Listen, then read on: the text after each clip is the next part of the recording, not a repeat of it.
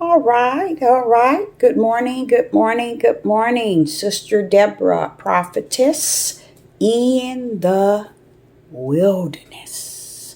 And you know what? That's all right with me. Coming again on this Deborah platform with a part 2 of Time to School the School. Okay? Time to School the School. Now, let me say something to you. Yesterday, my laptop shut down on me and I didn't complete the lesson, Time to School the School. So I thought, well, okay, this is a good time to upload part 2. I will say this is the devil's platform, okay? But I also want to say that it is a lovely morning, even though it is lightning and thundering. It's still a day in which the Most High Yah has made. And I, Sister Deborah, shall and I will rest therein. I want to go into this message. I am also going to upload another video regarding the videos that are made, the videos in which Gentiles and heathens are bringing forth, plays a good role, not a good, let me not say that, a big role in the prophecy. And I'm in full understanding that Judith is so far gone that he will not see, nor understand, nor hear, because of even being brought to a land of their captives. They don't have it in them to receive the things of the Most High Yah. At this time, and at no other time, being so, they've been here past 400 years.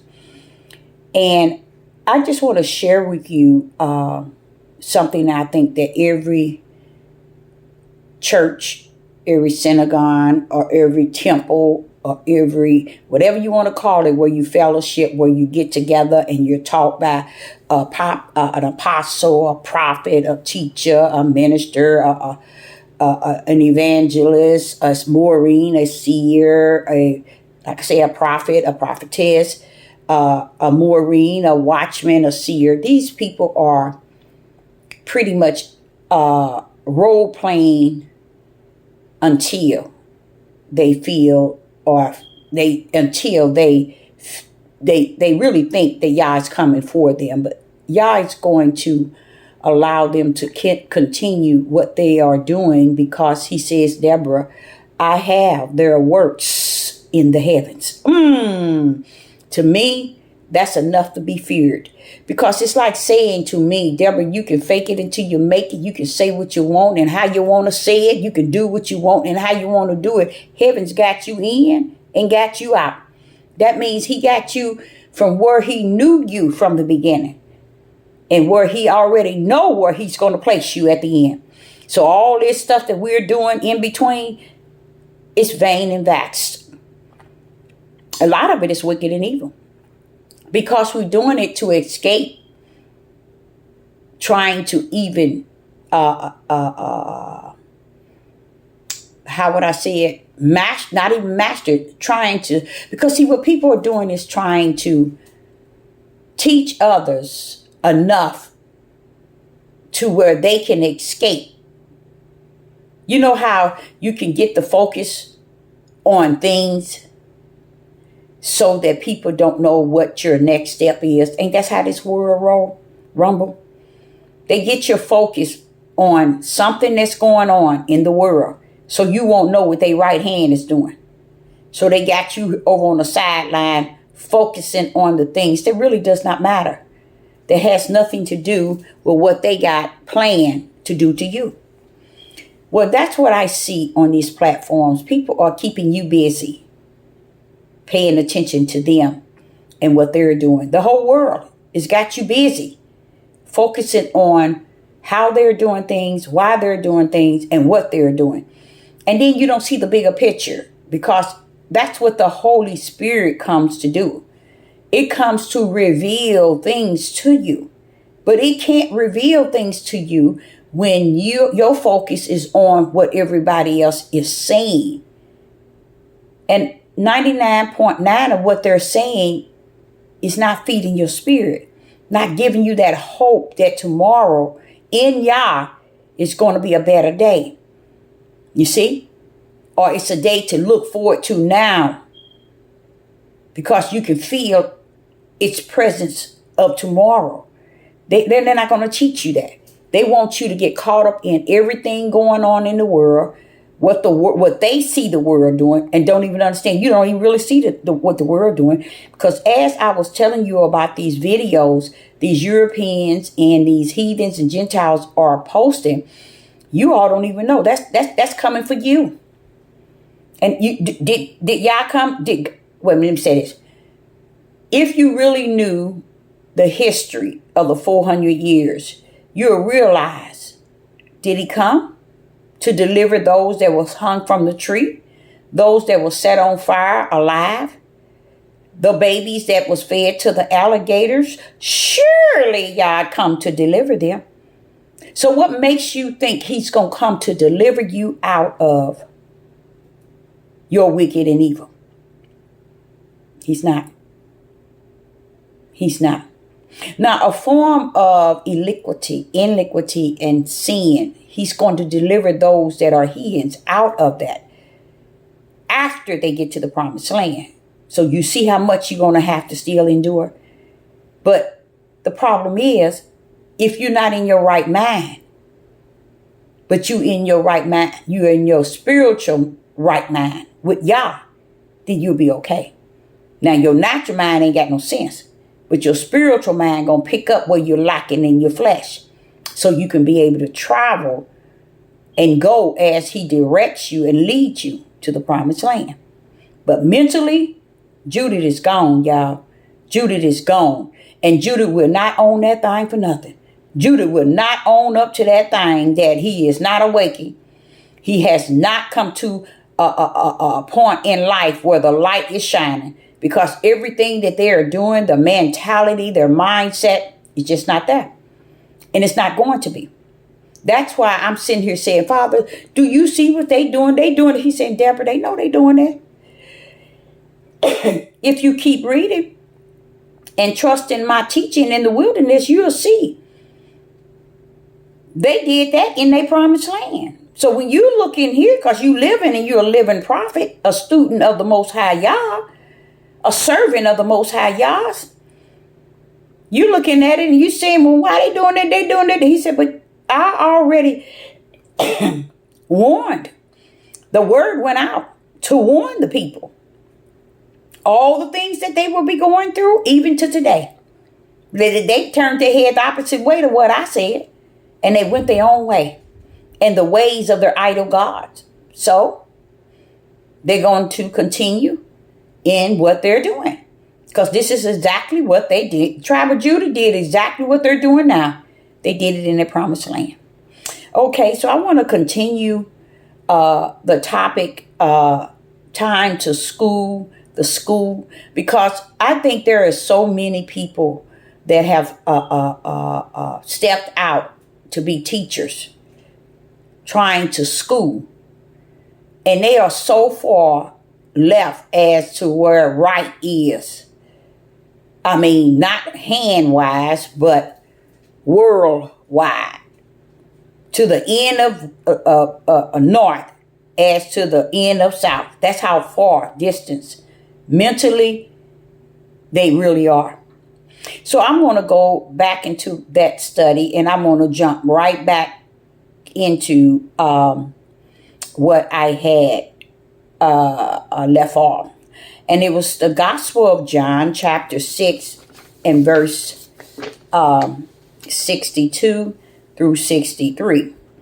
In the Gospel of John, chapter 6, verse 62 to 63, it says, what And if ye shall see the Son of Man ascending up where he was before. 63. It is the Spirit that quicketh. The flesh profit nothing. The words that I speak unto you, they are spirit, and they are life. So when Sister Deborah is telling you spirit and truth, you bet. That's what needs to be taught. And it should not be taught as something that loudmouth men and women have in control. Because they don't. They are totally out of control. Out of the control with no righteous, no just, no spiritual understanding, no spiritual wisdom, no spiritual knowledge, and they running around thinking because they got subscribers and likes, they're 100% in there. Okay? So here in the Gospel of John, chapter 6, verse 62 and 63. In 63, it says, it is the spirit that quickens. The flesh profit nothing. You all are running around here in your flesh, and your flesh is gone mentally. And you're running around here teaching people out of your flesh. That's why your emotions and your feelings get in the way. To where when you're teaching, if someone don't embrace what one is saying in a way that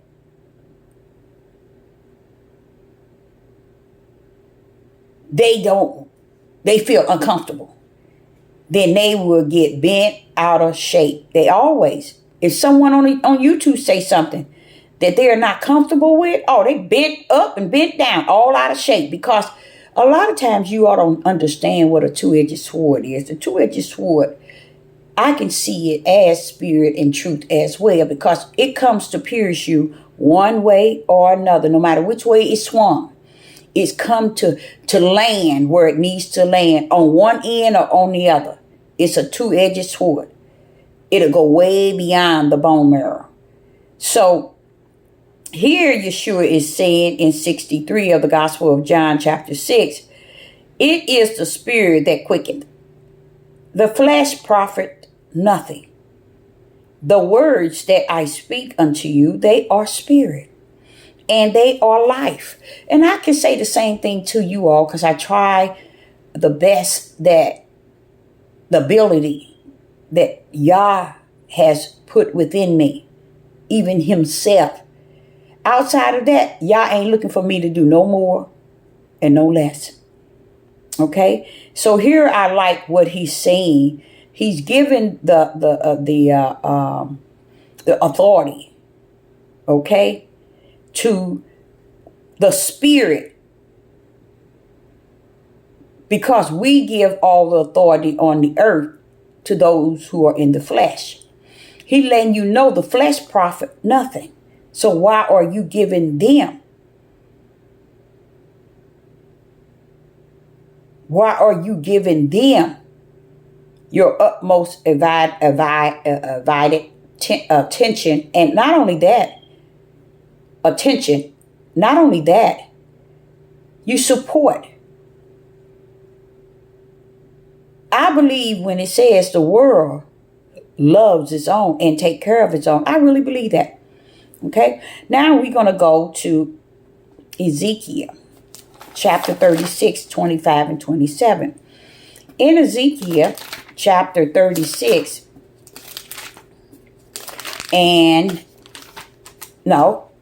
36 verse 25 and through 27. Let's go there.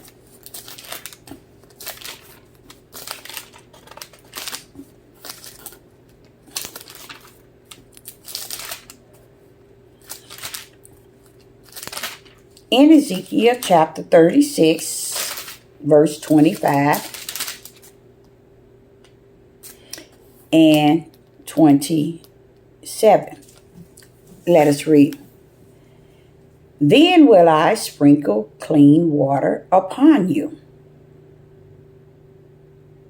Then will I sprinkle clean water upon you, and ye shall be clean from all your filthiness and from all your idols, which I cleanse you. Okay? Now he's cleansing you from all these things. This is when you get to the promised land.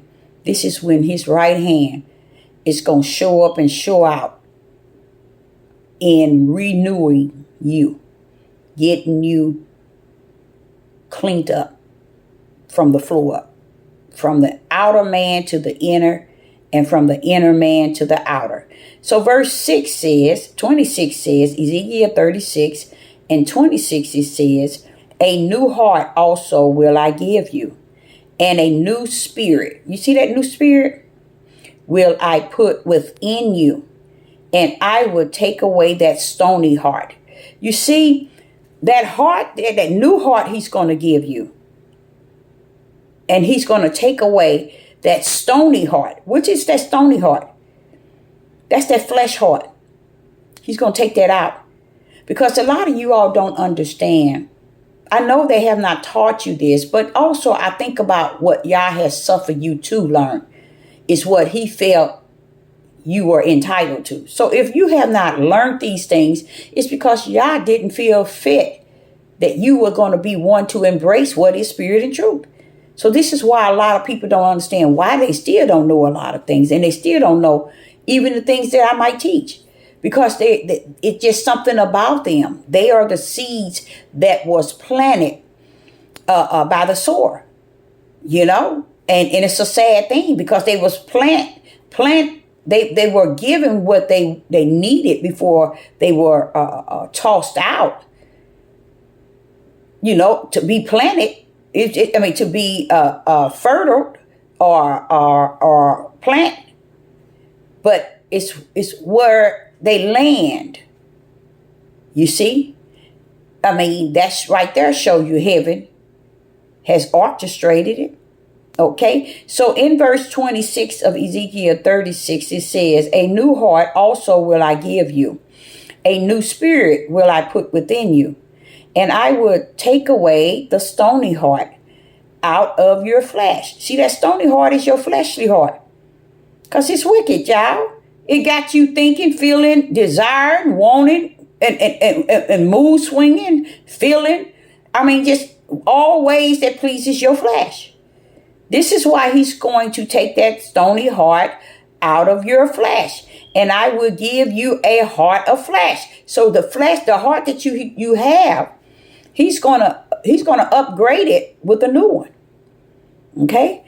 Verse, let me see, what else do I have? Yeah. So even there shows you that the Most High is already in tune with your wicked heart. That it's not worth a dime. Okay? And he's saying he's going to give you a new heart. He's going to give you a new heart in your flesh. And I will give you a heart of flesh. He's going to give you another one. And take that other one that's stony out. Verse 27. And I will put my spirit within you and cause you to walk in my statutes. And ye shall keep my judgment and do them. See, he's telling you now. The reason why you see the tribe of Judah, especially 99.9 of the men, why they are cutting up from the floor up and reacting the way that they are, is because the spirit of the Most High Yah is not in them. And just because you think that it is in them, or they say that he is in them, you just assume, oh, he's in them. But the Father said, look at the fruit of their spirit, not the fruit of what they have, what they building, what they showing you. Okay? Those are false Christs, mean false powers that shows you what I have shows you I serve Yah. What I'm doing shows you I'm the fruit. That's not the fruit. That's the fruit of their flesh. Okay? And then he said in 27, and I will put my spirit within you and cause you to walk in my status. That's what the Ruach HaKodesh does. It comes in you. And he said, it's going to cause you to do what's right when it come down to me. You see? And this is what people don't understand. It is not your flesh that you should be giving all this glory and this honor and this praise to, nor to any other that's on this earth. Why are you giving them glory? Because of what you want from them. What you're trying. See, sometimes a deceiver gets deceived by another deceiver. And it's all well. It's a good thing. Since one has learned to deceive others and find pleasure, then Yah will suffer many to be in the midst of them to deceive them. People don't understand if Yah if he gave Yeshua, the Son of Man, if he gave him 12 disciples, 12, just 12, and one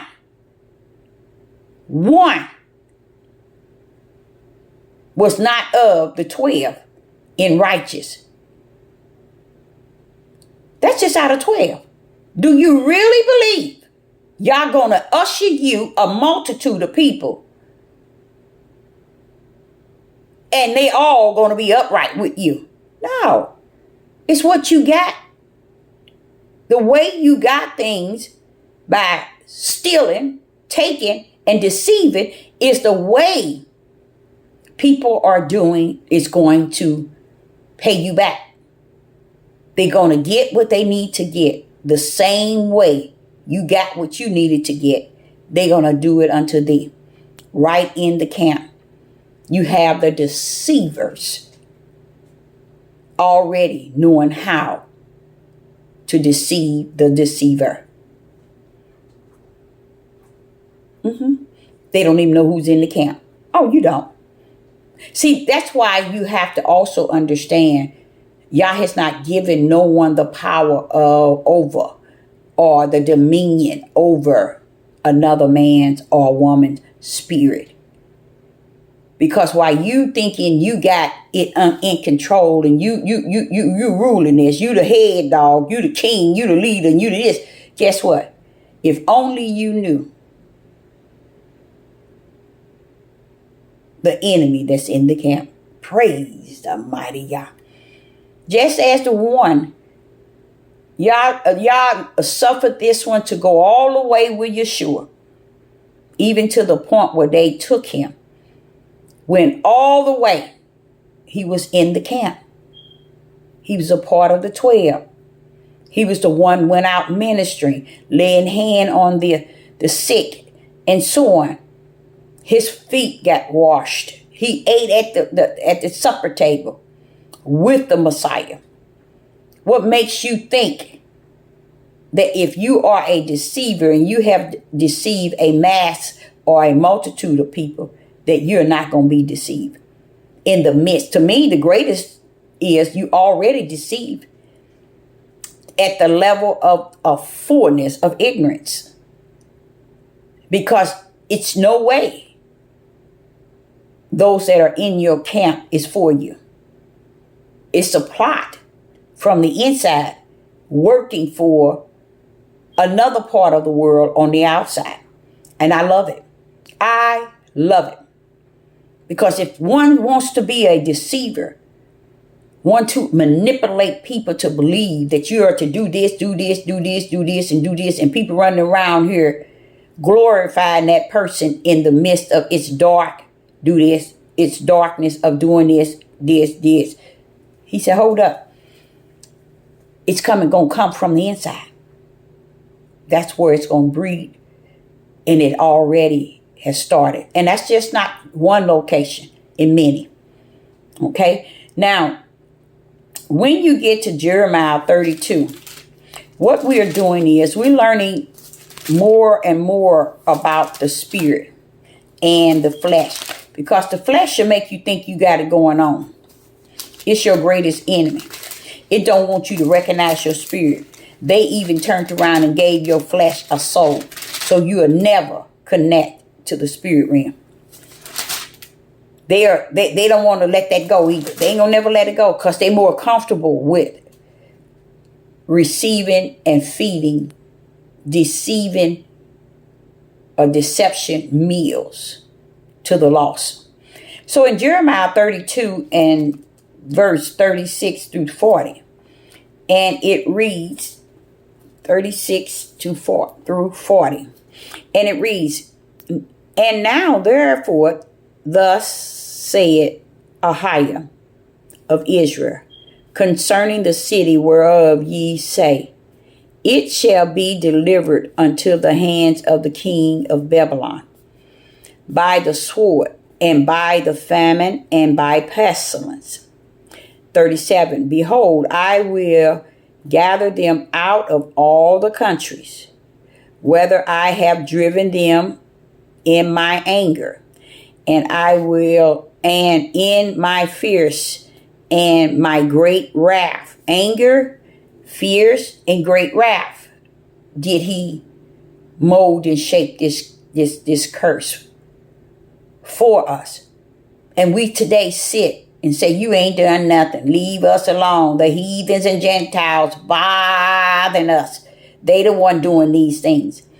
And when we are blaming them for the curse, it allowed us to live the lie amongst the multitude by letting them think that we're going to speak the curse when needed, only when needed. We're going to teach it when needed and only when needed, but we're going to show you how we're going to override the curse. That's what you see out of the mouth of Judith, so-called Maureen, seers, watchmen, pastors, teachers, ministers, apostles, priests, what else? A prophet and prophetess. You hear this coming out of their mouths because they don't want to own this curse. They don't want to own that thing. Okay, they want to deny it. And what do you think that? What do you say if you can only take 2 to 3 verses, not even verses, sentences out and apply it to the curse itself, as long as it doesn't affect the way you want to live today, you good. And that's why so many are gone already, 100%. Because they want to live their life out in this curse. They ain't teaching the people that we're trying to step out of the curse our way because we're still in the land. But you got to go back to see. You're not trying to prove nothing to the Gentiles, the heathens, and the Europeans. You're trying to prove to yourself that you can build a heavens down on the earth for the people, and the people glorifying you and marveling you on the fact that they think that you can because what they believe based on what they see. The materialistic things tells them that that's the fruit because that's what they've been taught, and it is not the fruit of Yah's work, nor shall it be. So the deceivers has loaded many of those that's in the camp that's deceiving them. And I think that's beautiful.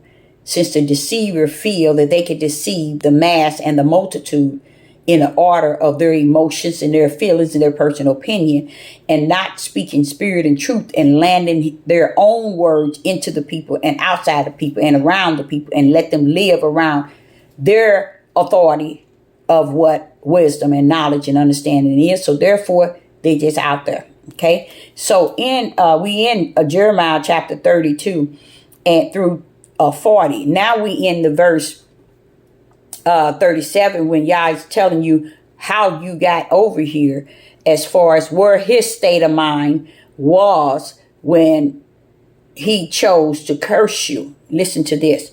Behold, I will gather them out of the countries, whether I have driven them in my anger, in my fierce, and in my wrath. I tell y'all, I can hear his fierce. I can hear his fierce. I can hear behind hearing Okay, so it's so many scriptures where I have actually heard his fears. Okay, so and it says, and I will bring them again unto this place, that's to the promised land, and I will cause them to dwell safely. Now let's go to verse 39. And I will give them one heart and one way. Praise the mighty Yah. One heart and one way. And it says, and that they may fear me forever. So this fear that he said, now listen to what he said. Listen to what he said in verse 9. I will give them. See, he's giving you something. He's giving you something. One heart and one way. So he has to give you that in order for you to walk therein. So a lot of y'all thinking the gifts of the Spirit and the gift of the Ruach HaKodesh and all the gifts is something that a man and a woman can tell you have. Or they only have. No.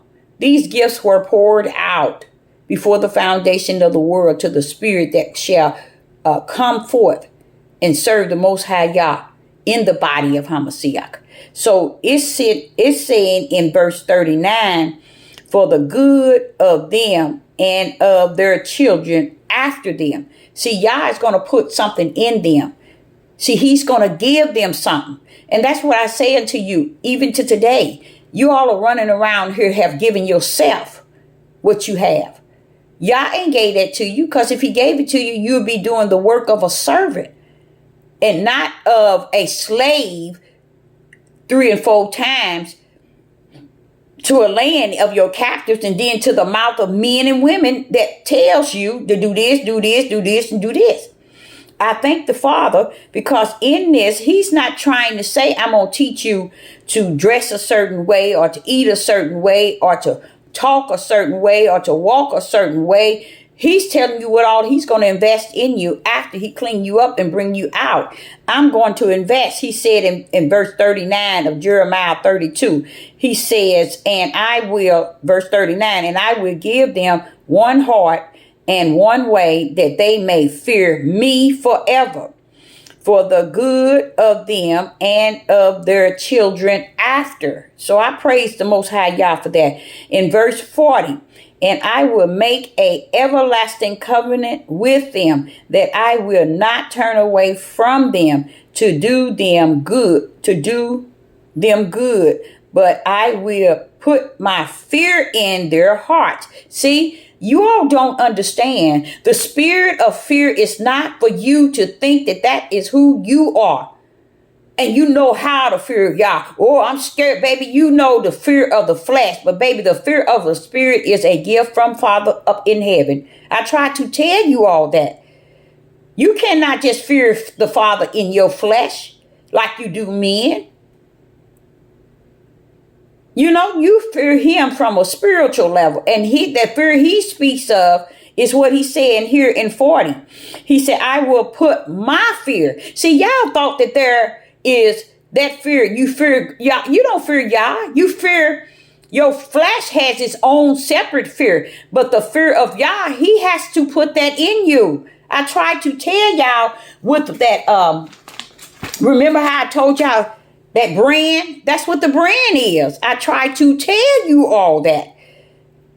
His brand is righteous, belief, faith, and fear. That comes from him. Here he is telling you, when he clean you up and when he give you a new heart and he put another covenant in you, a covenant, he said, but I will put my fear. See, y'all didn't know he owns the fear.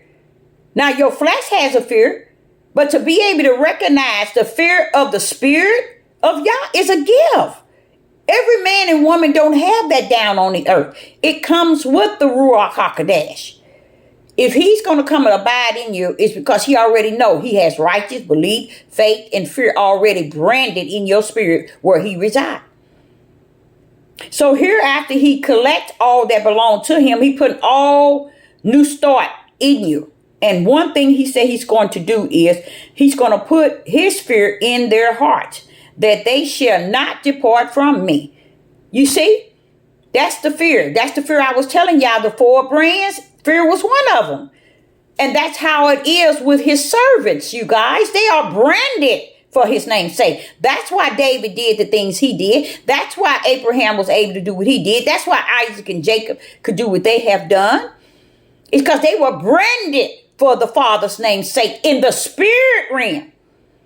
You see?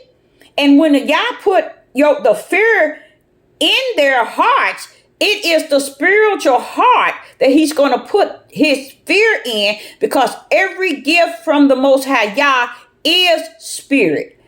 So it has to be branded into the spirit, because the flesh has its own fear. Yah has his own. So this is another way of showing you and try to get you to learn to separate the spirit from the flesh. They have nothing in common. Only one thing they have in common is being enemies toward each other. So you see how you messing your spirit man up by your sick flesh? And when you listen to other sick flesh in the way they sound sick, they speak sick, they talk sick, they act sick, everything they doing matches what the world doing in Chicago, in the inner cities, in Detroit, in the inner cities where all this chaos is going. It's going on even in this state, Missouri. It's going on in New York. It's in New Jersey. It's going on everywhere. That is not of Yah. Yah's brand is in the spirit. Okay, let's go to Matthew 26 and see what Matthew is trying to say here. Matthew 26 and 41. This is the school. That's what time it is. It's time to school the school, because what people don't understand, you have taught the flesh all these years. When a person teach the spirit, they are born of the spirit. They try to get people to focus on the inner man, because the inner man has the strength to tame the outer man. But when the outer man is not giving the inner man the submission, then everybody are led by the flesh. I was reading my Facebook post. So they lead life and others by their flesh. It's not because they have Yah in their spirit. It's their flesh leading you all. Matthew 26 and 41. In Matthew 26 and 41, it reads, two women share. No, that's not it. I don't know how I got that. But it's telling you that that's not it. 26. I don't know where I get 41. But I can tell you it's in 26. And it's talking about how the spirit is willing, but the flesh is weak. Exactly what I was just saying. Now, just imagine women and men likened to. If your spirit is strong and your flesh is weak, then who should be leading you? Leading what? Your thoughts, your understanding, your knowledge, your wisdom, your emotions, your whole being and your whole overall. Not your flesh, for it is weak. The spirit is willing and it is strong, but your flesh is weak. It don't take to the things of Yah. It goes against Yah. That's why he wants you to know the flesh is against the spirit and the spirit is against the flesh. They have nothing in common. But one thing you can do is get your flesh under the subjection to your spirit, first and foremost. That's why it's not important that you submit to a man. Because to submit to a man, you putting your flesh in submission to his flesh. The things that are weak. Our flesh are weak, male and female, but our spirit is strong. So we have to learn to submit our flesh to the spirit which is willing and which is strong. So when they search for women to submit to them, They said, we want your flesh, we want your flesh, we want your flesh. And if the flesh has been taught to us from the beginning to Genesis to be an ugly being, a wicked, it is what holds evil, wicked, and all the abominations, the lust, the sin, the ugly, loud mouth, cursing, just speaking like you come strictly from hell. That's what's in your flesh. And when you can't tame that flesh, it's because the greater is he that sits in your spirit man and abide, that teaches you how to tame those things. And when you run up on people whose mouth is not tamed because of them not having the Ruach HaKodesh, that's why they teach you the things of the flesh. So in this Matthew 26, I don't see my verse. I got on here 41, but I remember it saying that the spirit is willing and the flesh is weak. That's enemy to each other. So why is it people letting their flesh rule? And this is why they are gone and don't know it. Because the power that comes with letting the flesh rule, you die. You die to righteous. You die to just. You die to belief. You die to fear. You die to flesh. Fear, faith. Because in you is your flesh telling you rule. So why would you and I want to be submitted under someone else's flesh? It don't make sense, y'all. Because that's what you're really doing. You just submitting yourself to somebody else's flesh, to where your flesh now being submitted to a wicked, evil flesh. So your wicked, evil flesh is submitting to another wicked, evil flesh. And this is why Yah stands down and let them go on 10 toes down, as you can say. He let them rumble together. Y'all want to do it in the flesh? Go on. Build your tower in the flesh. Build your community in the flesh. Build your household with abomination in the flesh. Everything that has to do with detaching to the flesh is the flesh. Yah said, do not pour that nonsense over to the spirit realm, because that spirit realm knows already you ain't the one. You cannot lock the things of your flesh and make it righteous and just in the spirit realm. Yah said, not so. So then only way you can do that is when the Ruach HaKodesh has no detachment to you. You can do that. 2 Corinthians chapter 10. In 2 Corinthians chapter 10, verse 3 through 5. Let's see what it's saying here. 2 Corinthians chapter 10, 3 through 5. In 2 Corinthians, yeah, you guys, I am so tired and sleepy because I did go to bed a little early, but I'm just so worn out. If you only knew what I'm feeling right now, you say, well, how are you doing it? With the help of the Most High Yah. So 2 Corinthians chapter 10, verse 3 through 5, and it reads, for though we walk in the flesh, we do not war after the flesh. We don't war after the flesh. Why? Because our mindset and our willpower and our hearts wants to do the things of the flesh. So we ain't gonna war against the flesh, because the flesh loves its own. So let's hear the truth of the matter. Verse 4. For the weapons of our warfare are not carnal, but mighty through Yah, the pulling down of strongholds. Verse 5. Casting down imaginations and every high thing that exalts itself against the knowledge of God. There go, I tell y'all.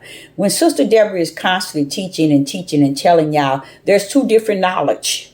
There's two different wisdom. There are two different understanding. One is for the flesh, one is for the spirit. Two different knowledge. One is for the flesh, one is for the spirit. Two different wisdom. One is for the flesh and one is for the spirit. Here it shows you in verse 3 all the way to 4, it says, for though we walk in the flesh, we do not war after the flesh. We war against the spirit. And that's what you all have done since you've been on YouTube. You believe those who feed in the flesh, and you war after those who speak in spirit and truth. Now listen to this, verse 4. For the weapon of our warfare are not carnal, but the mighty through Yah to pull down the strongholds. And let's see what the strongholds are. Casting down imaginations and high things that exalts itself against the knowledge of Yah. That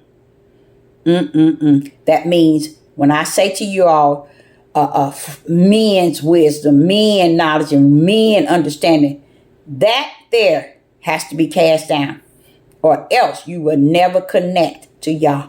I'm telling y'all, you've been in the rectum of men for so long, even in the church, pastors and bishops and teachers and deacons, teaching and ruling, to the point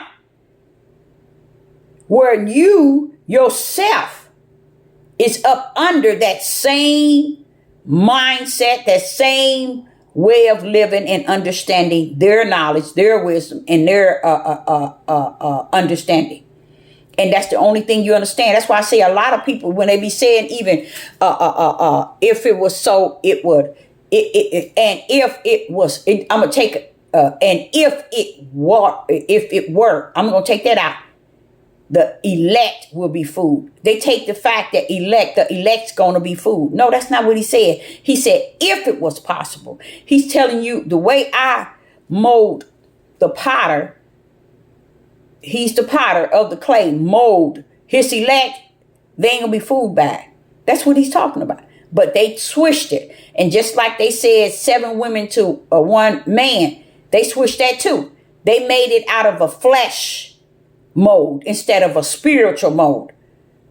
They never realized that a man cannot take away a woman's reapproach. A man cannot take away a woman's reapproach. Nor did they recognize 2 verses above that, which is Isaiah chapter 25. I destroyed all the men and the mighty men. They didn't get that. And anybody that I didn't allow to be destroyed, guess what? Yah sealed on them holy. So this is what the women were saying. Whatever we do, all we want is to be detached to that name holy.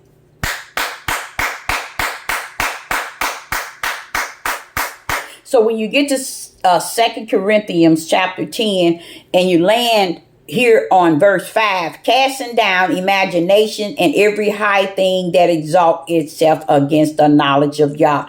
That's what the flesh of man do. They exalt themselves, and those that follow exalt themselves with the one that is has exalt himself, and they all follow within. That's why I made that video connecting to man's balls. And Yah is not going to say anything. He's not going to come in and change it. He's not going to move it. He's going to let them go right where they desire. Because what they're doing is, what they have done, they have cursed the curse and said, we're going to make this curse a lie. Just as they were in the promised land.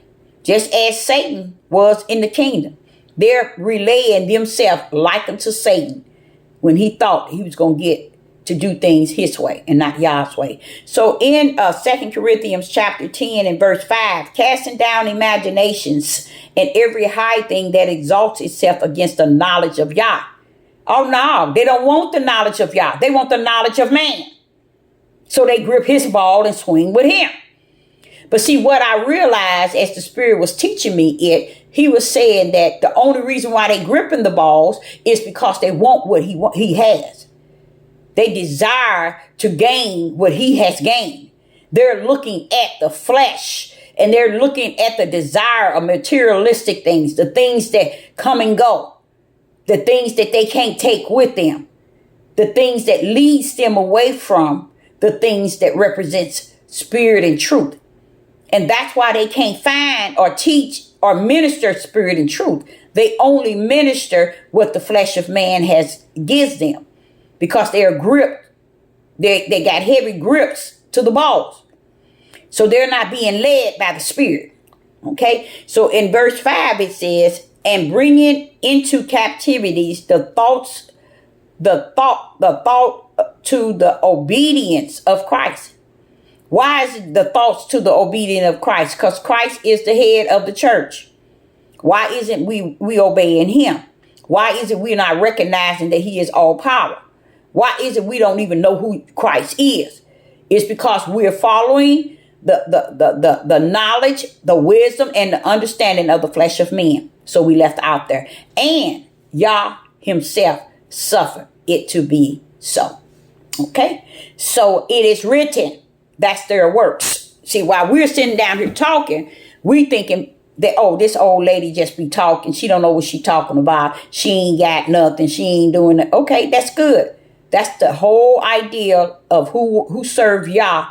That's what Yah wants you to see. Because he is belong to him, not to you.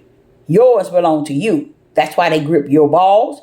That's why they believe your knowledge, your wisdom, and your understanding. And that's why they have not the Ruach HaKodesh. Now, in Galatians chapter 5, verse 16. In Galatians chapter 5, verse 16, it reads, 16 to 20. This I say then, walk in the Spirit, and ye shall not fulfill the lust of the flesh. You guys out there don't understand that. I've been on here 5 years, and I have seen men come all the way up to the door. When I say all the way up to the door, I've seen them walk all the way to the door, and I almost have a fit, hollering and yelling, now open the door. Pull the keys out and open the door. They couldn't. Because y'all have shown me and have told me they can't open the door if I don't give them the keys. And I, Sister Deborah, no matter how close they get to the door, Deborah, if the keys is not in their hand, it ain't going to be in their pocket. So therefore, you can't expect me to give them what I don't see fit from the heavens, and it's not written in the books that they entitled to. So no, I know you've been on there and you've been trying to get them to open up the keys. You've been saying, open up the keys, open the keys. I sure did. And you notice they didn't open. And that's why I can sit here and teach you at a level or at a title as this. Time to school the school. Okay? So in Galatians chapter 5 and verse 16, it reads, this I say, oh, let me get these here. This I say then, walk in the Spirit, and ye shall not fulfill the lust of the flesh. If you walk in the Spirit, you shall not fulfill the lust of the flesh. But see, do you think that you can fulfill? Do you think that you can walk in the Spirit? No, you can't. That's just like he's saying.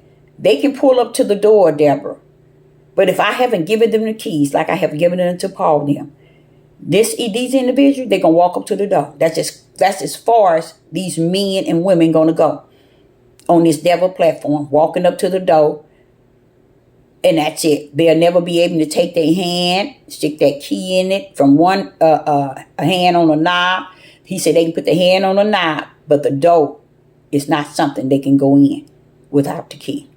Okay? The key represents him. Meaning I give you the key so you freely to go in. But don't expect these men and women to enter in without the key. It is from the Most High Yah.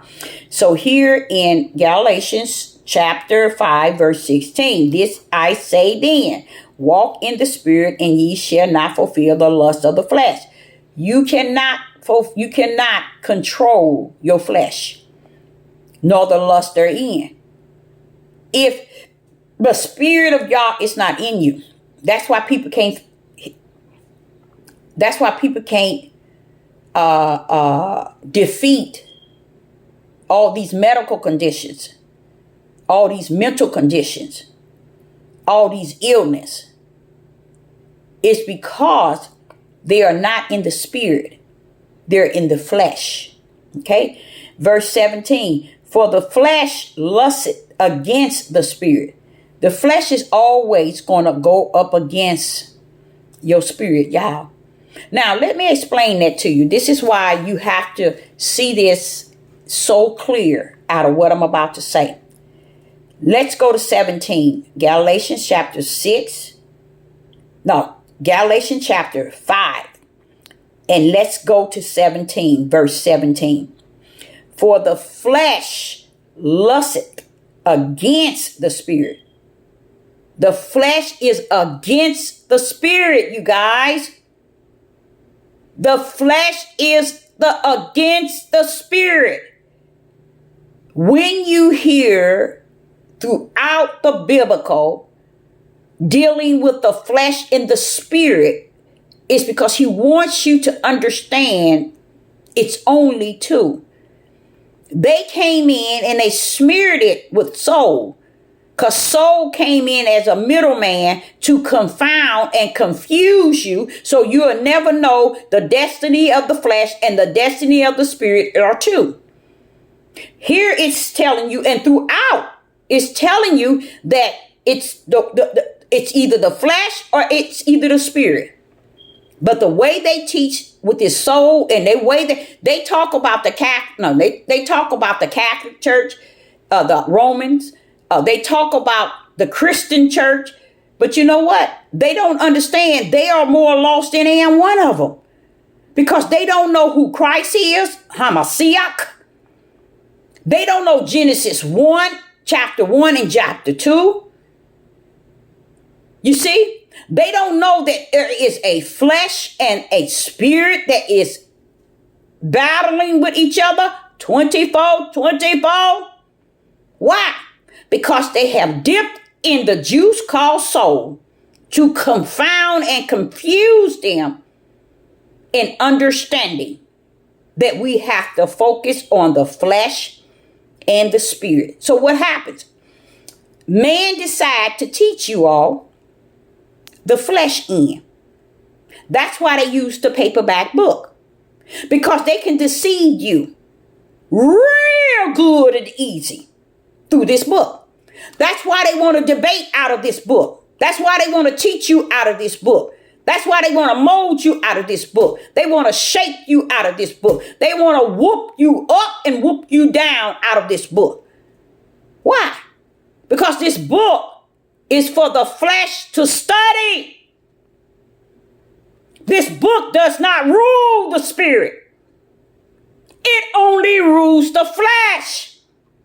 Study to show thyself. Thyself is your flesh. He didn't ask you to do no more than that. He didn't even tell you to study to show anybody. So when the mindsets of these loudmouth men want to debate and argue this book, they just want to argue in the flesh.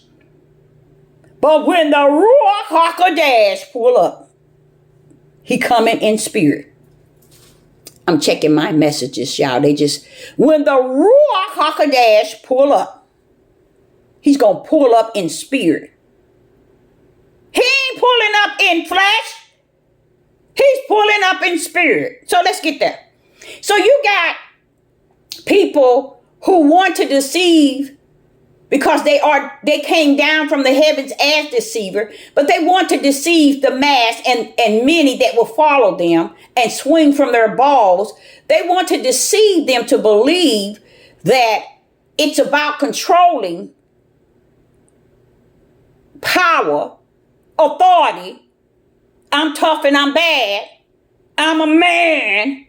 And guess what? Y'all don't give a rat's behind about your flesh and what you want to make men and women believe you are in the flesh.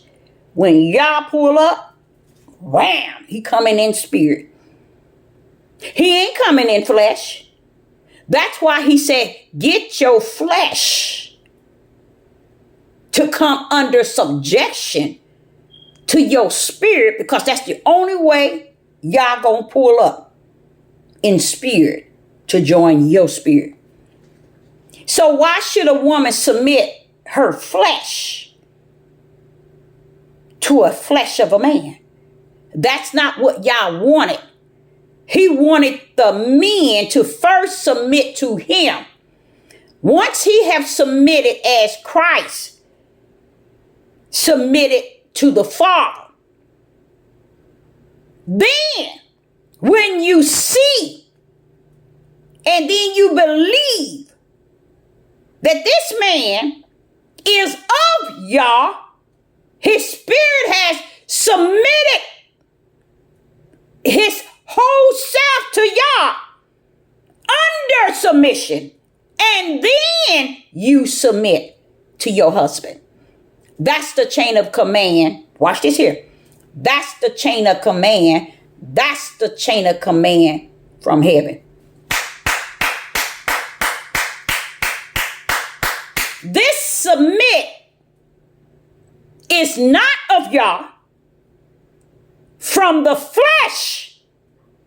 He wants you to submit from the spirit. Why?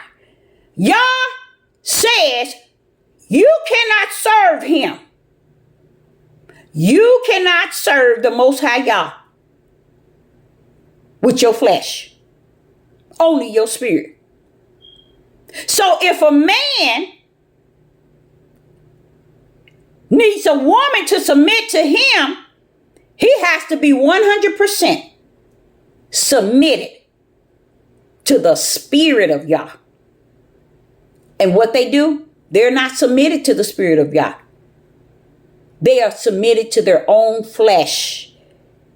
And their flesh get many and many and many to follow their flesh.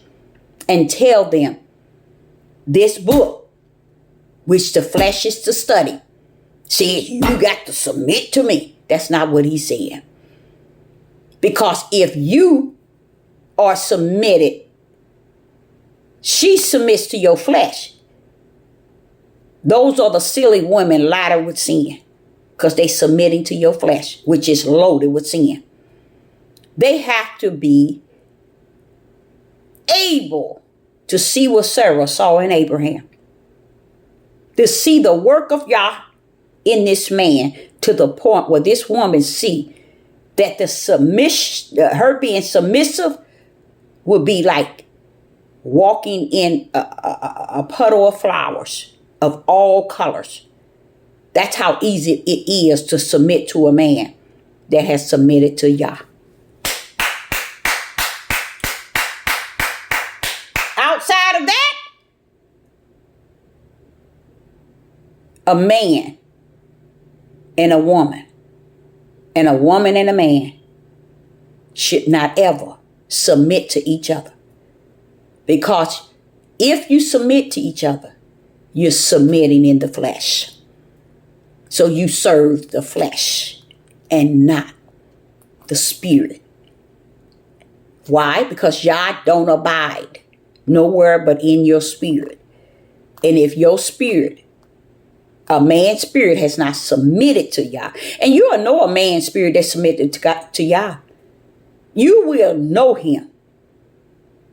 And a woman, I don't have no problem with saying, women, you have no other choice. You shouldn't even have any feeling.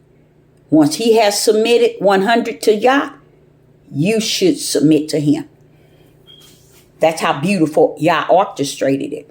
But y'all taking y'all tails out here, listen to all this nasty flesh, telling you supposed to be under my order. I'm supposed to rule my house. I'm supposed to do nothing that's outside the spirit of who Yah is. Should be ruling nobody's house. Should be controlling nothing but what's in the flesh. And this is what makes silly women follow them. But they be laden with sin, following sin. That's why they follow them. Sin, following sin. Being submissive to the man's sin. His flesh. And not seeing that he is submitted to Yah. A man that's submitted to Yah is not, he don't even have to have a house. He don't even have to have wealth. He don't have to have anything. A man that has things and he got everybody thinking he's submitted to Yah, and how he's submitted to Yah is by what you see he got. Because that's my fruit. That's a man that has a balls that been hanging for a mighty long time. And he have had males and females swinging from his balls. And he is full of delusion because he has not realized you have not taught these people any spirit and truth. So spirit and truth is not in you. So he goes on his way, continue to teach the knowledge, the wisdom, and the understanding of his flesh. And that's what he teaches you out of. Because this book was meant for the flesh. This book that you see here, it is meant for the flesh. A flesh study. This is for you, flesh. You study to show your own self. But the Ruach, when he pull up, he coming in spirit. He's coming to land in your spirit and be your teacher. And when he pull up and land in your spirit, guess what? He gonna teach you all things. How you like them now? Let's go. So when you get to Galatians chapter 5, and you see in verse 17, it says, Galatians chapter 5, verse 17, for the flesh lusteth against the spirit, and the spirit against the flesh. Where's the soul up in here? See, that's why I was trying to tell y'all. That was placed in there to confound and confuse the people. So they won't know that the battle on the earth and that you see the reality is flesh and spirit. That's it. That's it. We already know the spirit already won, but I'm just still saying that's the true battle. So this book was for the flesh, but the Ruach is for the spirit. Okay. So what happens? And these are contrary one to another, so that ye cannot do the things ye would. See, you'll never be able to balance the flesh against the spirit and the spirit against the flesh. Why? Because you don't understand. You either born of the spirit and you walk, talk, live, eat, sleep, wake up in the spirit, or you born of the flesh. Walk, talk, eat, think. You one or the other. But you best bet, if you're born of the spirit, the Ruach is have to be the one that rests therein. And that's something a lot of them cannot say. So they say it out of the flesh that I have the spirit of God, because look at what I got. You see, that's kind of sad, isn't it? But that's the mentality of all the Hebrew Israelites. That's why they gone. And they never could. You never notice. You never get them talking about why are we still here. Because if they talk about why they still here, it'll mess y'all up. Why? Because it'll show y'all. It will reveal to y'all that they denied the curse. The part that was the end game. That those that are servants of the Most High Yah needs to know today. What's the end game of this curse? So that we can leave out. Before you can get up out of here to go to the promised land, you got to understand the end game. You're not going nowhere. You're going to be right here. See, but those that are going to be taken out of here, guess what, y'all? They understand the end game of Deuteronomy 28. They understand it. It's okay to be destroyed because the spirit of Yah is going to take you up out of here. Okay, so verse, and I like what it says in verse 17, Galatians chapter 5, verse 17. The end of it says, so that ye cannot do the things that ye would. Why? Because you all are 100% confused with the flesh and the spirit. This book is for the flesh. But when the Ruach pull up in your spirit, then now it's about the spirit. And the spirit teaches the spirit of who you are. And it teaches you all things. Because his whole overall wasn't for the flesh to teach the spirit. But that the flesh teach the flesh and the spirit teach the spirit.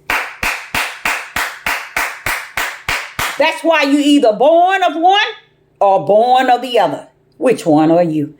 So verse 18, it says, but if ye be led of the Spirit, ye do not. Wait a minute, ye are not under the law. See, this is where you get all these denominations going after the Christians. What they don't understand, they're never going to understand, is because they don't understand they are still of the flesh. Because they want the flesh wisdom. They want the flesh knowledge. They want the flesh understanding. They don't understand the spiritual. They don't have the wisdom of the spirit. They don't have the understanding of the ruach. So you still got two parties battling with one another. So here it says in verse 18, Galatians chapter 5 and verse 10, but if ye be led, if you be, letting you know that you can't just come up and pull up and say you led, or the Holy Spirit, you got the Holy Spirit. No, baby. That Holy Spirit is a guide, and it will lead thee. You see? So while y'all sitting here running behind the flesh of a man, talking about a leader, someone that leading you, you're born of the flesh. You're born of the flesh. That's what you need. You got what you need. But this is the power of being able to be a servant of Yah, and he shares with you all the mystery, and he lives in you, teaching you, and you trusting in everything he says. It's when you pull up in Revelation 20 and you see he says your works. See, a lot of y'all think your works is when you get down here and do what you do. No, baby, your works was in heaven before you even came down here. So I like that power, y'all. I love that power, the way my father rumble. Oh, I love his power. You see, I like him doing that. He letting you know, honey, baby, you don't rule nothing. You rule his flesh down here. And where they go, we know where all the flesh go. And not only do the flesh go into the grave, which is called hell, he said, you better check it out, because even hell in Revelation 20 goes to the lake of fire. How you like him now? See, a lot of you all wants to follow the flesh of these loudmouth men. These men on these corners, in these camps, these cults. Many, majority of them, 99.9 are cults. Because they're not leading the people to the spirit of Yah. They're leading the people to grip their balls. And that's what the people desire. Okay, so in verse 18, I like what it says. Galatians chapter 5, verse 18. But if ye be led. See, you got to be led. What you mean? Well, why do I need somebody to lead me? Because that's the only thing. Once that ruach come into your spirit, it's your leader. It leads you. Now you see how you done wouldn't felt that you got a head. Now who gonna go on top of the head that's living in you? Who gonna go on top of the he that's greater in you than he that's in the world? You think for 1 minute y'all gonna come inside of you and be a teacher, a revealer, a comforter, and teach you all things, show you things to come, just for somebody in the flesh to rule you? Come on now. Come on. Wake up, people. Okay? He said you're not under the law. That means you're not women under the law, these loudmouth men. You don't have to do their laws. You don't have to do their rules. You don't have to do their wisdom, their knowledge, and their understanding. You don't have to do nothing up under them. Why? Because the Ruach HaKodesh now lives in you. See? He can't lead you if you letting the flesh of somebody else lead you. Y'all can't lead you. He in your spirit trying to lead you, and you under somebody else's. Your flesh is been submissive under another flesh that have not been found submitted to the Most High Yah. You can tell by the way they talk, the way they conduct themselves, the way they think that they're going to build beyond the curse itself, the way they think that they're going to prove that the curse is a lie. Because look what I got. I got all the fruits of the Spirit. Come on now. it doesn't match Deuteronomy 28. And if it don't match Deuteronomy 28, that's because not only are you the tribe of Judah in the house of Israel, you're also Satan's tools. That's why they can't match Deuteronomy 28. That's why they can't learn the end game of Deuteronomy 28. I sit back and I watch prophetess and prophets. They run their mouth, but I know who they are when they can't master Deuteronomy 28. When they can't master that, I said, there it is, Father. They always talk about Torah, your tail back to Deuteronomy 28 and roll up on that end game. You ain't going to get it. You ain't going to accept it. You ain't going to teach that thing, and you ain't going to preach it. You know why? Too deep. They don't want to go over in that area. They don't want to reveal to the people, y'all, it ain't what we all these years said that it is. But they rather deceive you from this book. Okay, now we're in Galatians chapter 5, verse 19. Now the works of the flesh are manifested. Thank you, Father. They don't even understand. Their flesh and the works there is already in them. When did it get in them, Father, y'all? You want me to tell them? When did it get in you? Before the foundation of the world. Okay? Which are these? Adultery, fornication, uncleanness, lasciviousness, idolatry, witchcraft, hatred. That is, I know that's manifested. He says already manifested. That is manifested, because I'm like saying, Father, how is it these men cannot see that they are teaching hate at its highest? Now, see, there's a hate at its lowest. But what they teaching out of their loud mouth today is a hate. It's at its highest. And then you say, well, Deborah, why did you say it's high? It's at its highest. Let me show you what I mean. The hate that these men are teaching today, you don't hear this type of hate out of a woman. You hear this type of hate on all these platforms from these men. Now, listen. Now, we got some men that's off the chain now. You can tell y'all son them strictly down because they still kings and rulers over their house without trying to be monkeys. And when I said monkeys, clowns, always feel they can swing from one tree to the other and control you because they can show their tails off. No, these men don't have to do that. They know who they are as men. They know who they would come here born as. You don't come down here trying to prove you a man. You were born a man. Wake up. Or you got some sugar in you, or you are homosexual where you still dealing with who you are, to where you got to come to the earth in the year 2023 in a midnight hour, which mean wicked at its highest, and you got to teach men how to be men. Come on, men got to be men, and then they hang on to a man's balls thinking this man gonna teach them how to be a king, leader, ruler, and a controller, and a manipulator, and a deceiver, and give them what he feels that he can give them to keep them seeing him the way that he is. That's called hanging on his balls. So in Genesis chapter 6 and verse 5, Genesis chapter 6, y'all saw that the wickedness of men were great in the earth, and that every imagination of the thoughts of his heart was evil and wicked continually. That's where we at today, y'all. That's continually. So you go back to Galatians chapter 5 and you go here in verse 20. Adultery, witchcraft, and hatred. That's what they're teaching on this devil platform with these men teaching men. That's why men cannot teach a man how to be a man. If a man is born a male, then he is a man. Any man feel that I can get a man to teach me how to be a man is a man that's full of deception already in his heart. Because you don't need a man, you don't need to grip and swing on a man's balls to be a man.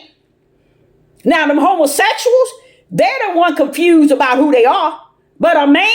Oh, no. See, what happened is these men who let their balls hang like that is because they get the weak of the weak men.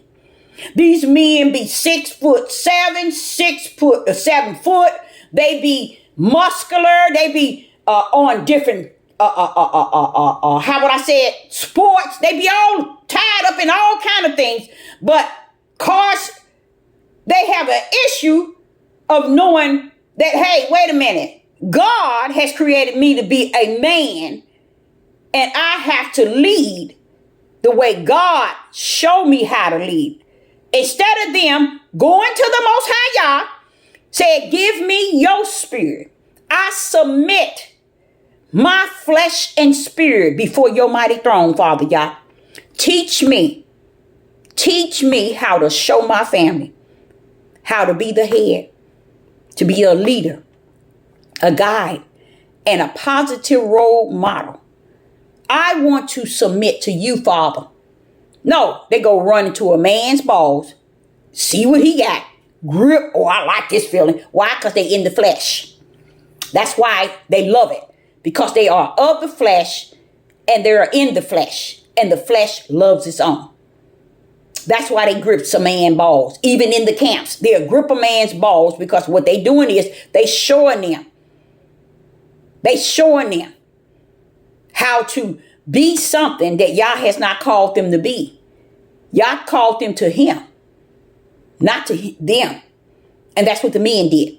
And that's what make them feel justified, clarified, identified. We leaders, we men, we strong, we this. Why do you have to say what you are if you're born to be who you are? Because they're still not,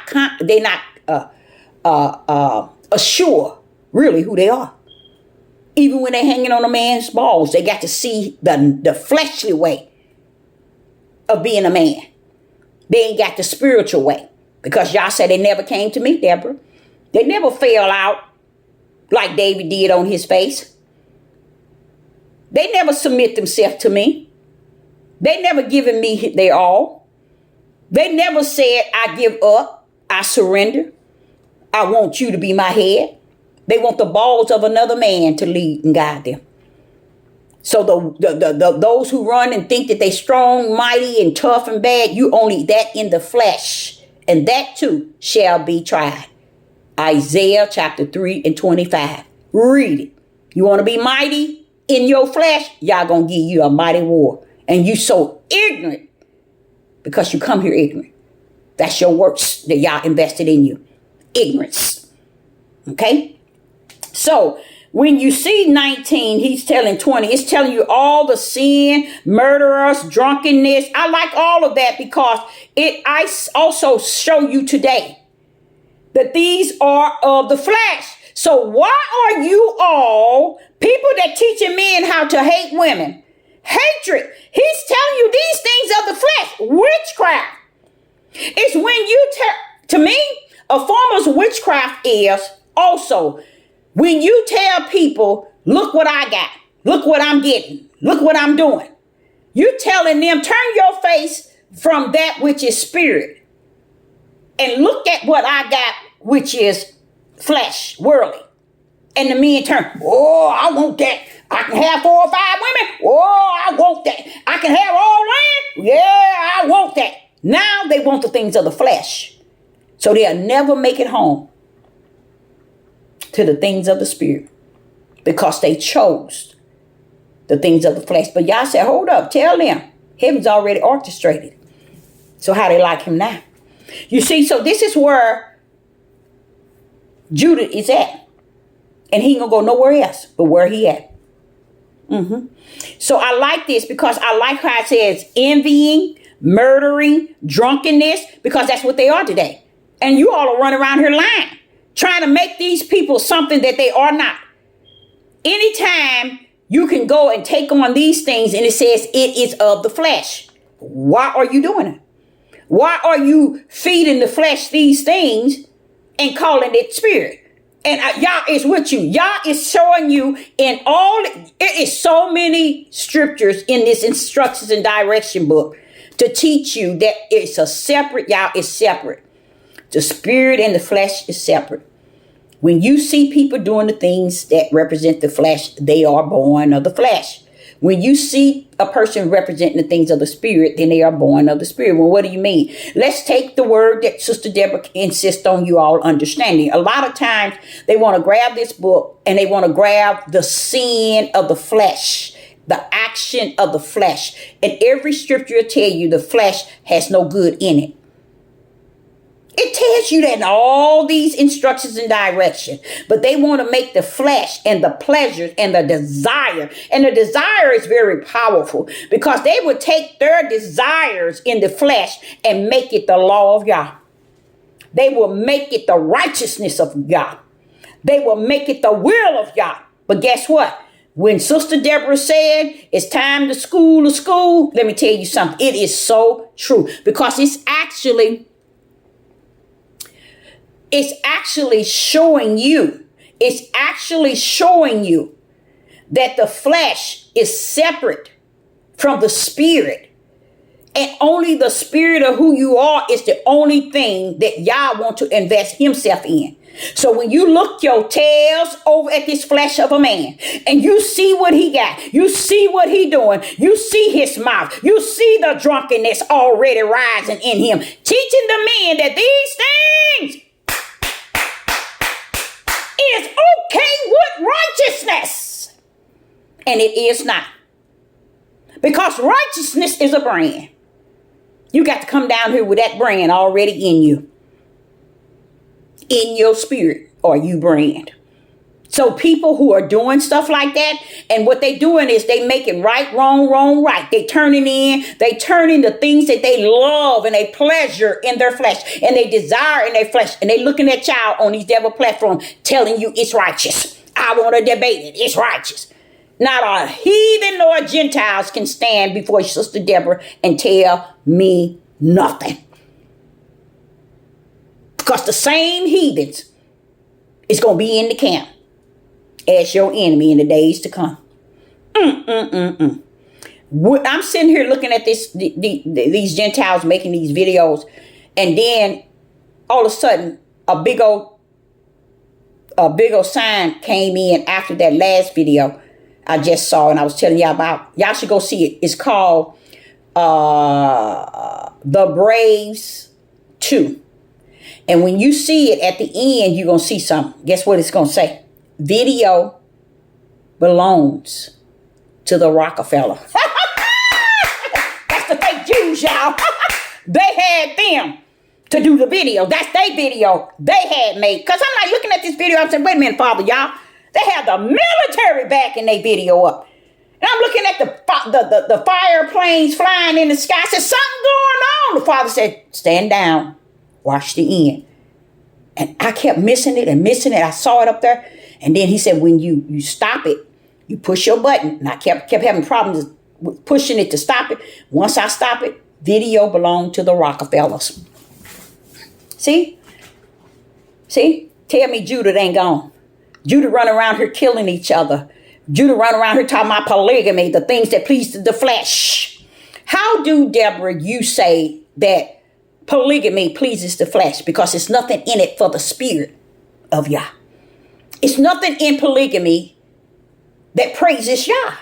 So why is it we're going to make it righteous? We're going to make it just. We're going to make it a lifestyle and call it righteous. Anything that does not walk up in the spirit is of the flesh. And if you want to take the things of the flesh and try to make it the spirit, you go right ahead. You're making yourself look stupid. Because all those things only be glorified in the flesh. Those lifestyles and all of that don't have nothing. Having a lot of women and a lot of wives don't have nothing in Yah. Nothing. No righteous in it. No belief. No faith and no fear in it. It don't have nothing to do with Yah. It has to do with the flesh and the power that rests in the flesh. Just like in Genesis chapter 6. Every imagination and the thoughts of men was wicked and evil continually. And that's what you see today. And that's why they continue to do what they do. Because y'all sitting here glorifying wicked and evil. Y'all glorifying at its highest. It's not a man on this earth can justify nor clarify wicked and evil and stand here before the prophetess in the wilderness and tell her it's just and it's righteous. I shut them down and please. First Peter, verse 4. That stuff is not of y'all. First Peter, verse 4. No, First Peter, chapter 4, verse 1. Let's see what First Peter, chapter 4, verse 1. For as much then as Christ has suffered for us in the flesh, that power, arm yourself likewise, the same mind. For he that has suffered in the flesh have sinned has ceased from sin. What do this mean? Let's go there. Just how Christ had suffered. Okay? While he was what? The power was in the flesh. The Son of Man was in the flesh. And the power therein was in the flesh. At any time, at any time, it didn't have to suffer, but it did. It suffered. Okay? This we in 1 Peter chapter 4, verse 1. So he suffered and didn't have to. Why? Because he was all power. Okay? Had suffered for us in the flesh. That power suffered for us in the flesh because it was all power. It could have stopped everything. Okay, now watch this here. Arm yourself likewise with the same mind. Arm yourself. See, they telling you to arm yourself with guns and weapons because you don't say you tough and you bad. You might. Okay, now watch this here. For he that suffered in the flesh have ceased from sin. Why is he suffering in the flesh? Because he is of the spirit, suffering in the flesh.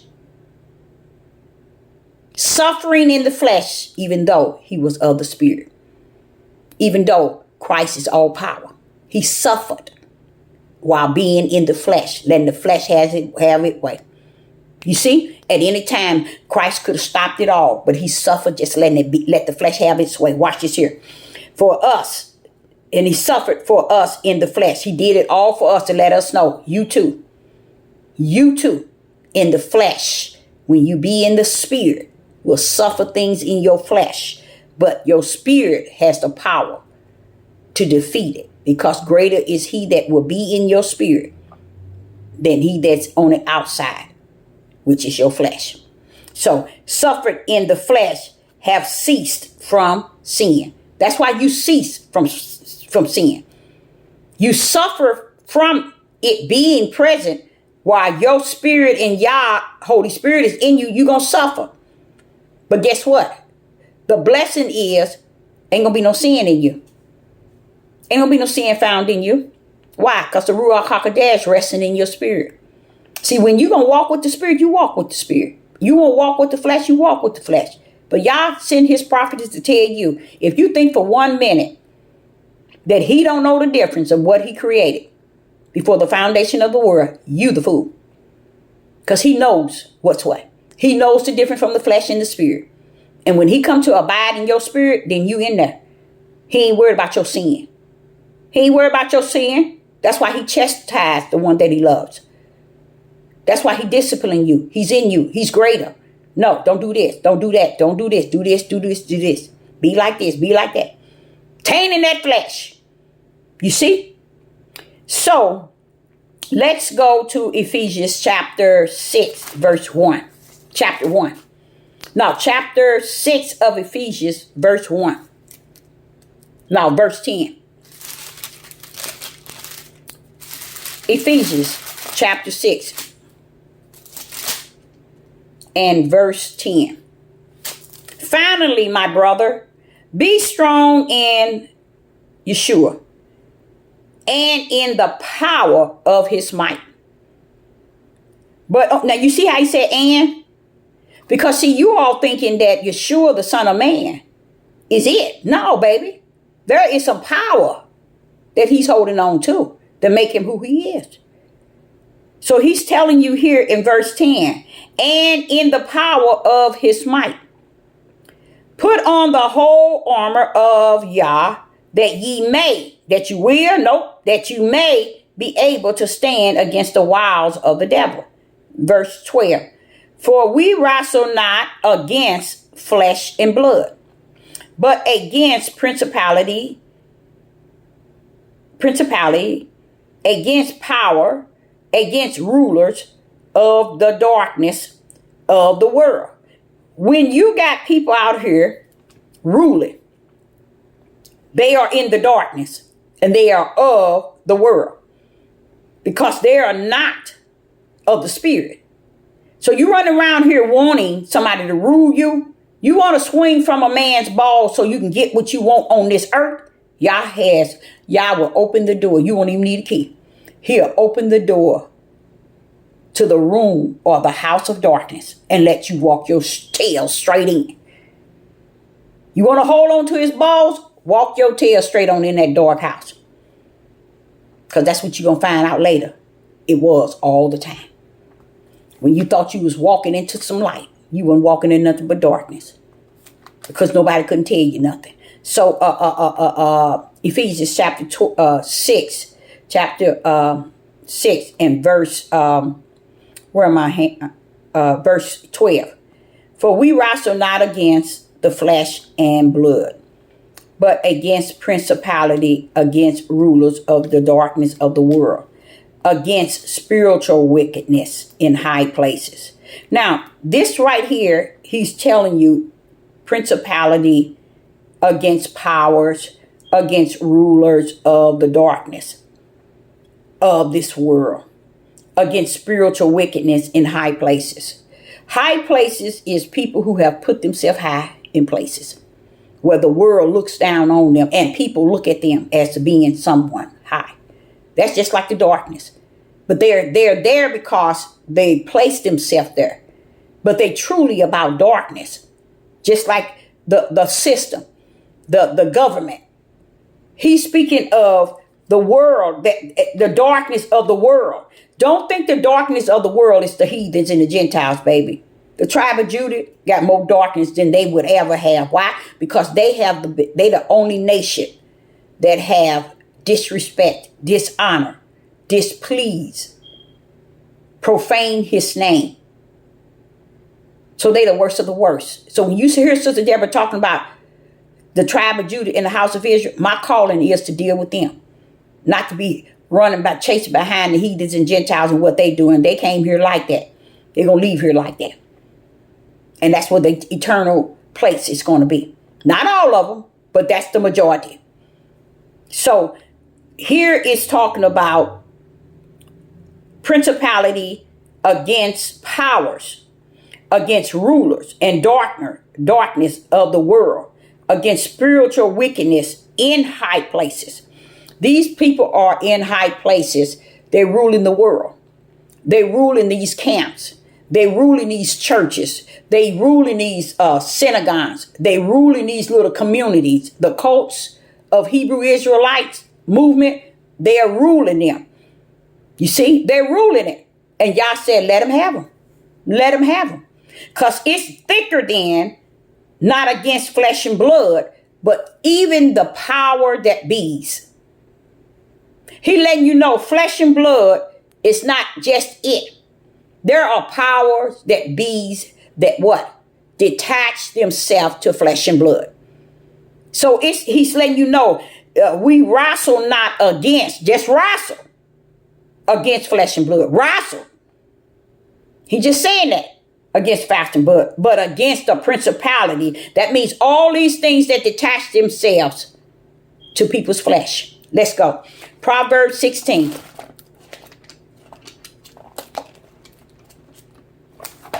In Proverbs 16, you see verse 2. Proverbs 16 and verse 2. Let's go on. All the ways of a man are clean in his own eyes. He's telling you in their flesh. In their flesh, Now, wait. All the ways of a man is clean in their own eyes. That means in their flesh. They think they upright. They just. They perfect. They good. They righteous. They believe. They fear. They faith. They think they all of that in their eyes. But this is what you got to understand. And I've been knowing this since I was a young girl. But Yah wed the spirits. You see? He weds the spirits. What are those spirits that he's weighing of a man? You go back to Ephesians chapter 6 and you go to verse 12. We wrestle not against just flesh and blood. Oh, flesh and blood. That means the flesh. But against principalities, against powers, against rulers of darkness of this world, against spiritual darkness in high places. These, in Proverbs 16 and verse 1, these are the spirits that your flesh detached to. That's why he said he weighs those spirits that comes on you. Because see, the only way these spirits can find their place in your mind, your heart, your flesh, your ways, your wisdom, your knowledge, your understanding, your feelings, your emotions, which is all witchcraft, is when you open the door and let them in. Come on, have a seat. Stay a little while. You can stay overnight. I got extra room. That's what they're doing. And they call them the righteous. So here in verse 12 of Ephesians chapter 6, verse 12, for we wrestle not against flesh and blood, but against principality, against powers, against rulers of the darkness of the world, against spiritual wickedness in high places. Verse 13, wherefore take unto you the whole armor of Yah, that ye may be able to stand in the evil day. And having done all, I ain't called you to do nothing but to stand. Why? After done all you are to do is what? Stand. Why? Why is it you're to stand? Because when you stand and these things that's taking place, okay, he's telling you, you put on the whole armor of Yah. I want you to understand, each and every last one of you, the whole armor of Yah is spirit, and it is truth. The light comes with the armor as well. These are the armor of Yah, not the armor of you, your wisdom, your knowledge, your understanding of what the armor represents. Some people would think he's talking about this book. He ain't talking about this book. He is not talking about this book. This book is not his sword. See, that's what I'm saying. You all bring him down so low. Y'all put him lower than the flesh and blood. Why? I do understand. Let me just say it like that. I start to say I don't, but I do. 100%. So when you saying, that's why he was saying here, you notice some, he said, take on, he said, wherefore take unto you the whole armor of Yah, that ye may stand in the day of evil, and have done all, just stand. Because when you have the whole armor, that's all you need to do is stand. Y'all got this. And that's in life itself. Y'all run around here trying to fight battles through a system that you can't win. Trying to fight a battle with these heathens and Gentiles that you cannot win. Trying to defeat situations of sickness and illness and finances, everything with something you cannot win. But when you understand the whole armor of Yah in the form of spirit and truth, you got to understand his armor. It is spiritual. He ain't telling you put no armor on your nasty flesh. He ain't out there to protect your flesh. He got your flesh checked in and checked out. when you come in, and he got it checked out. When you go out, go straight to that grave. So why is he going to put armor on you for your flesh? See, this is where y'all messed up from the floor. Y'all want a picture, paint everything a picture in the study guide as if it's natural. Y'all want you to be able to be taught by his ruach, so you will know this thing in the spirit. Once you understand these things in the spirit, then you understand them in the natural. But you ain't gonna understand this thing in the natural. Ain't no loudmouth man gonna teach you this thing in the natural, because they know not it in the natural, nor in the flesh, because this thing is spiritual. Okay, let's go to James. I think it's here. James chapter 4. We getting there, y'all. I'm almost done. I got one more verse, one more chapter after this. James chapter 4.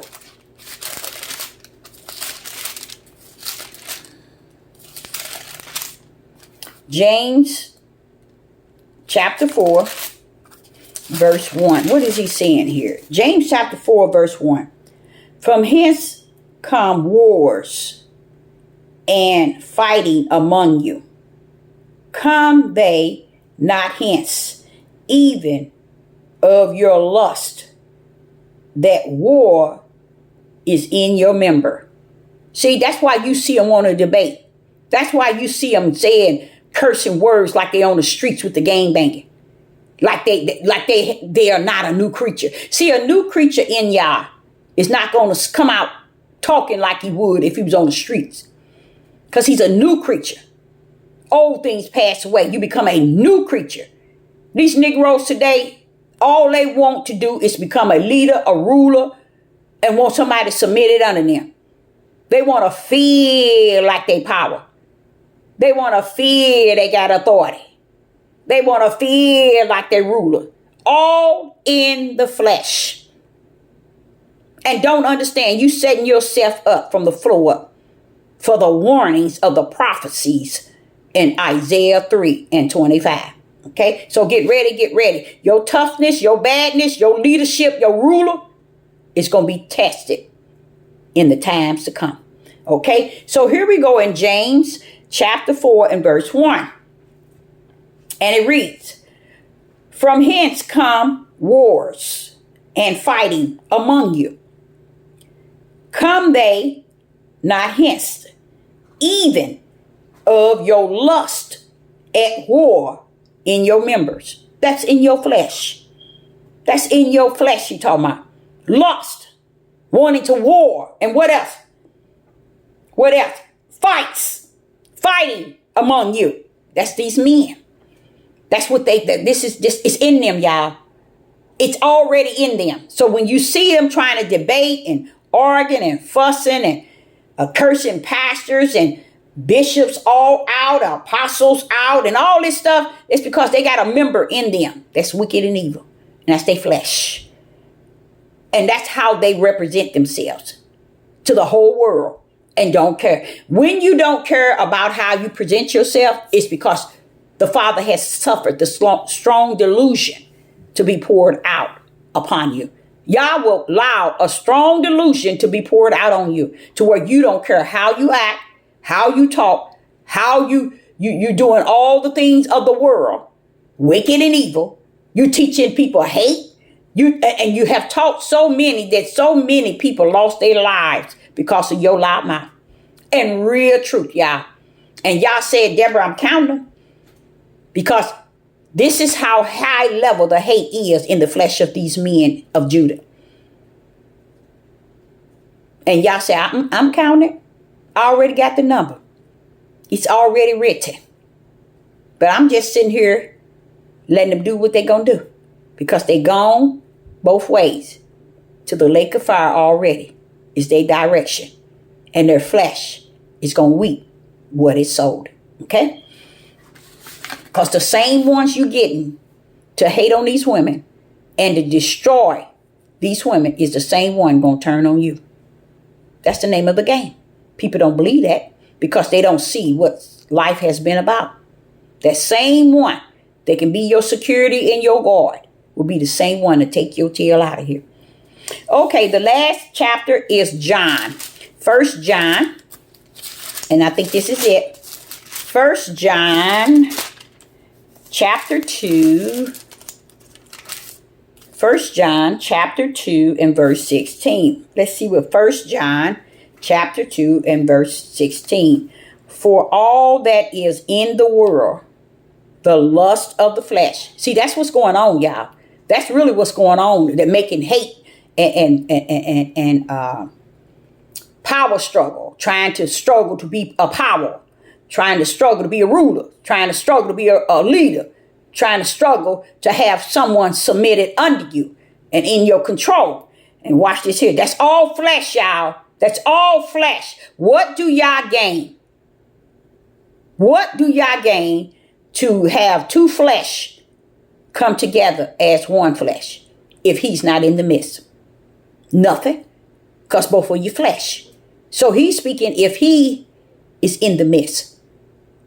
If the man would take on Yah and submit to Yah, the woman shall submit to him. Then I be in the midst. But these Negroes today, they submitting to the desires of their flesh and calling it representing Yah because their flesh is getting what it wants. That's some sick mess, y'all. That is straight up sick. First John chapter 2, verse 16. For all that is in the world, the lust of the flesh, the lust of the eyes, the pride of life. 99.20 million of the Hebrew Israelite men in the tribe of Judah has the pride of life. Is not the Father, but is of the world. That's it. Let me read that one more time. First John chapter 2, verse 16. For all that is in the world, the lust of the flesh, and the lust of the eyes, and the pride of life, is not of the Father, but is of the world. Now, I want to just say this before I go. There are probably a good 100 other verses that tells you there is a gulf between the flesh and the spirit. For me to go around wrapping my head, how do it serve the spirit? For me to go around eating and bringing food to my flesh, how and where is it affecting my spirit? For me dressing a certain way, how is it affecting my spirit? Me submitting my flesh to a flesh man, how is it affecting my spirit? It's affecting my spirit because I'm serving everything of the flesh, the pleasures of the flesh, the assurance of the flesh. That if I do these things for this nasty body that goes and assigned to the grave, which is hell, that I'm a benefit in heaven. Impossible. That is not a detachment to Yah. So, women, submit yourself to the flesh of a man. When every verse tell you that the flesh is an enemy to your own spirit. So when you submit your flesh to this man, guess what? Your spirit can't stand a chance. Why? Because you submitted the part that is against your spirit to another flesh. That's on you. That's why they had to wait. Yeshua HaMashiach blessed them when he walked with them. But yet they still had to wait, y'all. They had to tarry for something greater than Yeshua HaMashiach. They had to wait. They had to tarry until something come. The day of Pentecostal. Why are you women running behind and submitting your flesh to the flesh of men and the ways of their flesh understanding and the ways of their flesh wisdom and the ways of their flesh knowledge and the ways of their emotions, their pride-minded, their feelings, their rules and their regulations of their flesh? Why submit to something of that nature when that flesh has not been submitted to the Most High Yah and have not tarried? And a lot of the men swings to me and balls like that because they see the materialistic things that they desire of this man. They see the wrong that one is doing, one is speaking, and how one is conducting themselves. But they don't care. They don't care. It's like somebody in your household when you know your son out here done killed somebody and robbed somebody, you still support him. When that's how those who hang from the balls of a man, they see what he got and they see the power in what he's doing. That's wicked and evil. They looking at the outer of who he is. He ain't showing no spirit. He ain't teaching spirit and truth. He ain't showing no light. They confused thinking what he has is the fruit because they want it. It is the fruit. It is the fruit of his flesh and how he has deceived many to get the things that they want, to start their camps, their communities, their little church, their cult. This is how they get it. But these two are also of the flesh. Now, if you want to live, continue in your flesh, which you will, because this is how you came down.